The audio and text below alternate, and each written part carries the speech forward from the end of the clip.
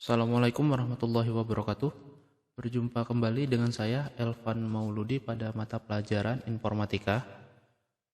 Pada pertemuan kali ini kita akan membahas tentang penggunaan fungsi. Apa itu fungsi? Fungsi adalah, saya searching saja ya, apa itu fungsi? Fungsi pemrograman adalah. Jadi kalau kita searching di Google, jadi fungsi utama atau main function atau fungsi saja dalam bahasa pemrograman adalah sebuah alat yang digunakan untuk memberikan perintah pada komputer agar dapat bergerak mengolah kata atau data sesuai dengan apa yang diinginkan. Fungsi adalah, kalau di sini ada pengertian lain juga, fungsi dasar bahasa pemrograman adalah untuk memungkinkan komputer memproses data sesuai dengan jalur sistematis yang dibuat. Ya.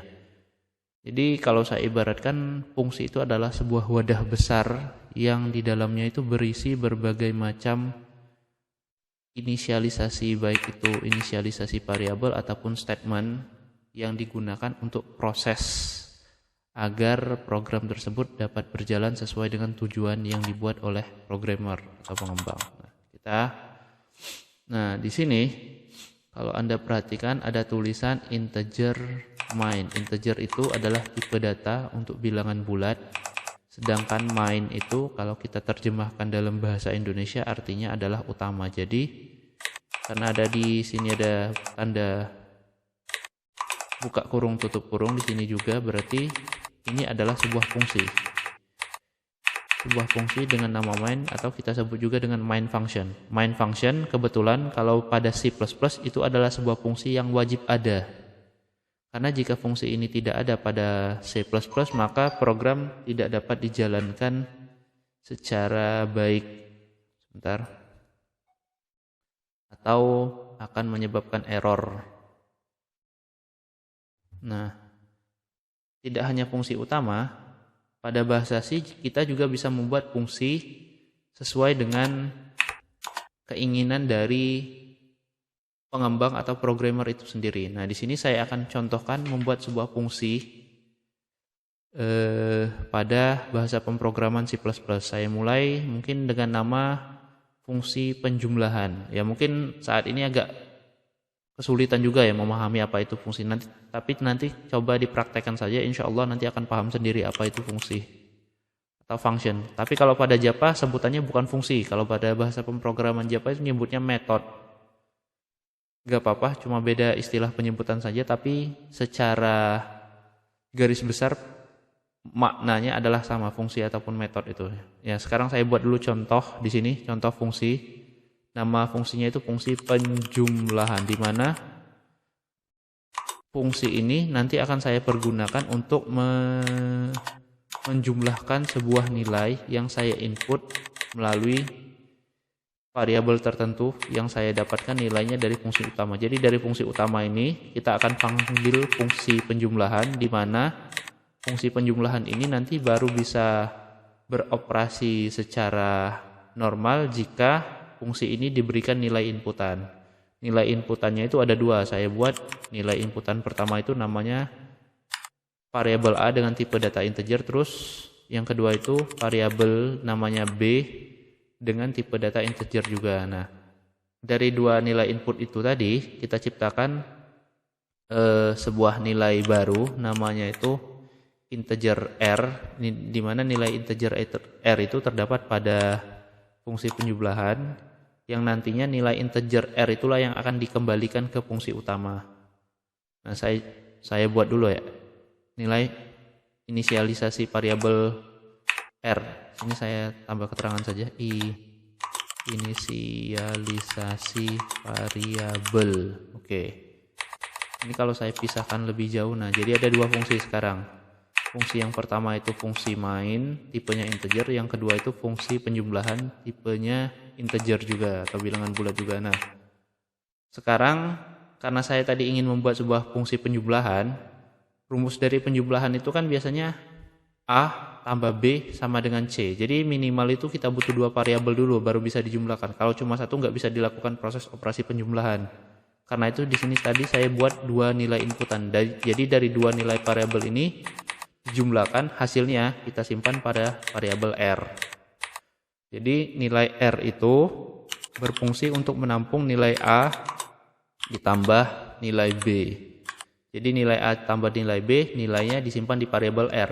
Hanya saja, meskipun sudah disimpan dalam variabel R, jika fungsi penjumlahan itu dipanggil pada fungsi main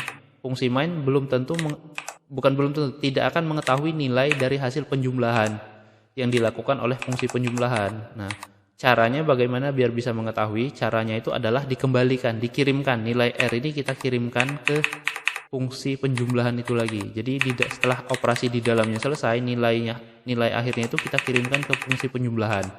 Nanti fungsi penjumlahan akan mengembalikan nilainya ke fungsi utama atau ke fungsi main. Caranya bagaimana? Caranya adalah dengan menggunakan keyword return. Return, tapi yang dikembalikan di sini bukan nilai 0, tapi nilai R. Jadi hasil akhir dari fungsi penjumlahan itu adalah nilai R. Jadi kalau di dalamnya nilai R itu melakukan suatu operasi, maka nilai hasil operasi itu yang akan dikembalikan. Return ya, sudah benar. Nah, return R. Nah, di bawahnya di sini kita buat. Sini kita baru selesai membuat sebuah nilai kita baru selesai membuat sebuah fungsi namanya fungsi penjumlahan yang digunakan untuk menjumlahkan 2 buah nilai yang akan disimpan ke variabel ketiga. Nah, di sini kita buat sebuah fungsi baru di mana fungsi ini digunakan untuk memanggil fungsi penjumlahan. Memanggil fungsi penjumlahan. Caranya bagaimana? Caranya cukup kita ketikkan saja keywordnya tadi. Penjumlahan, karena di fungsi awal yang kita inisialisasikan membutuhkan 2 buah nilai variabel, maka di sini kita harus memberikan 2 buah nilai variabel. Misalkan nilai variabel pertama kita isi 12, terus variabel kedua kita isi 6, terus titik koma. Nah, nilai ini 12 dan 6 ini nanti akan dikirim ke variabel A dan variabel B. Jadi variabel A itu nanti berisi nilai 12 dan variabel B berisi nilai 6. Bisa juga nilainya lain, tapi hasilnya juga akan sama saja. Nah, sekarang setelah kita panggil, maka main function akan mengetahui nilai dari 12 tambah 6 itu. Nah, terus setelah nilainya dipanggil, sekarang nilai tersebut akan kita simpan ke variabel yang namanya itu variabel Z. Jadi integer Z, titik koma. Nah, Z ini nanti berfungsi untuk menyimpan nilai dari fungsi penjumlahan 12 tambah 6. Jadi 12 tambah 6 hasilnya berapa akan disimpan di Z. Nah, setelah itu kita tampilkan hasil penjumlahan. Caranya bagaimana? Cukup kita deklarasikan menggunakan perintah cetak pada layar, yaitu std count kurang dari titik koma, hasil, enter saja ya, lebih enak, enter. Hasil penjumlahan sama dengan, nah di sini kita panggil variabel Z-nya, kita tampilkan di sini. Variabel Z kita tampilkan, terus enter atau bukan enter ya, sebenarnya itu new line, /n itu artinya new line, bukan enter. Terus proses berhenti. Nah, jadi nilai penjumlahan 12 tambah 6 itu berapa? Berarti kan hasilnya itu 18 ya. Kita coba apakah hasilnya benar 18 atau tidak. Ini kita run dulu, hasilnya apakah ada yang bermasalah atau tidak. Mudah-mudahan tidak. Ya, masih menunggu hasilnya. Ya, sudah keluar. Ya, hasil penjumlahan sama dengan 18 ya, benar ya. Nah, dari sini kita langsung bisa mengetahui hasil dari penjumlahan 12 tambah 6 itu adalah 18. Coba kita ganti sekarang, misalkan 14 tambah 1. 14 tambah 1, 15 kan hasilnya. Kita coba run lagi.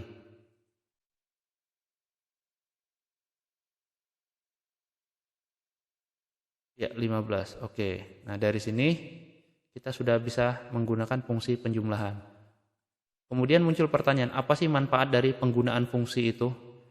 Salah satu manfaat utama dari penggunaan fungsi adalah efisiensi penulisan kode program. Nah, jadi kalau misalkan kita ingin melakukan suatu operasi penjumlahan, kita tidak perlu menulis rumus yang ada di sini itu per tiap baris pada fungsi main. Cukup kita panggil saja penjumlahan, jadi lebih efisien. Misalkan contoh kayak gini, saya ingin membuat sebuah hasil penjumlahan lain, misalkan saya tambahkan seperti ini.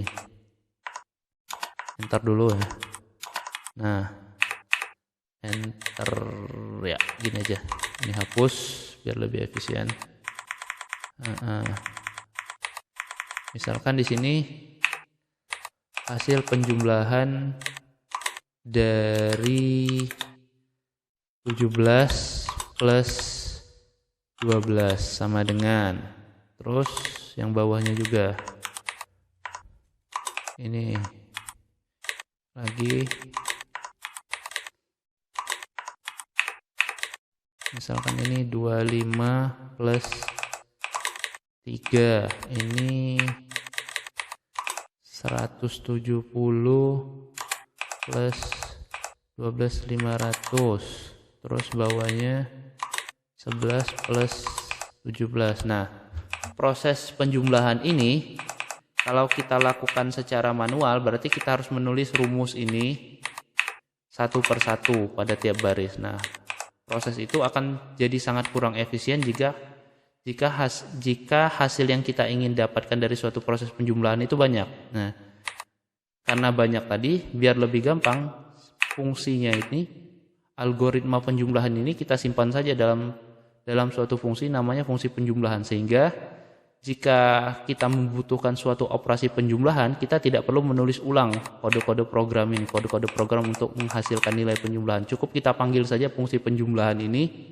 kita masukkan nilai dan hasilnya akan langsung keluar. Nah, sekarang kalau di sini kan saya menampilkan hasilnya itu menggunakan variabel Z. Nah, bagaimana jika kita tidak menggunakan variabel, kita langsung panggil saja fungsinya, bisa atau tidak? Kita coba saja. Misalkan seperti ini, saya panggil ini ya, di sini, di baris kedua. Ada yang bermasalah atau tidak? Seperti ini. Nah, terus di fungsi yang baris yang ketiga, ini, terus baris yang keempat, ini, baris yang pertama biarkan saja pakai Z, 17 tambah 12 ya. Ini 17 tambah 12, terus baris kedua itu 25 tambah 3, 25. Ini kita buat 25 tambah 3, terus yang baris ketiga itu 170 tambah 125 terus yang bawahnya lagi 11 tambah 17. Nah, sekarang kita lihat hasilnya, apakah langsung muncul atau tidak. Bismillahirrahmanirrahim. Ya, hasilnya langsung muncul. Jadi kita tidak perlu menulis ulang. Jadi kalau kita mau melakukan penjumlahan, kita tidak perlu menulis ulang. Misalkan kita harus butuh 3 variabel, inisialisasi variabel R, inisialisasi variabel A, inisialisasi variabel B, terus 3 nilai variabel ini kita isi ulang, terus baru kita temukan hasilnya menggunakan operator aritmatik. Proses ini akan jauh lebih efisien jika algoritma penjumlahannya itu kita simpan saja dalam fungsi penjumlahan. Terus fungsi penjumlahannya ini tinggal kita panggil saja di sini. Nah, bagaimana jika bentuk operasinya tidak hanya penjumlahan? Ya, berarti kita ciptakan lagi fungsi baru. Misalkan fungsinya fungsi pengurangan. Berarti kita bikin fungsi baru namanya pengurangan, terus di dalamnya kita sertakan algoritma untuk pengurangan. Perkalian juga sama, akar kuadrat juga sama, dan rumus-rumus matematika yang lebih kompleks lainnya juga sama.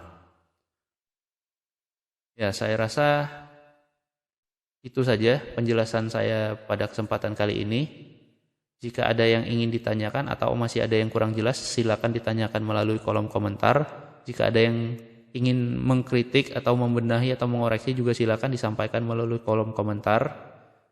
Dan jika ada yang ingin mempelajari materi tentang algoritma pemrograman menggunakan bahasa C++ secara lebih lengkap, silakan dipelajari melalui playlist yang saya sediakan pada kolom deskripsi pada channel ini. Lebih dan kurang saya mohon maaf, saya akhiri. Assalamualaikum warahmatullahi wabarakatuh.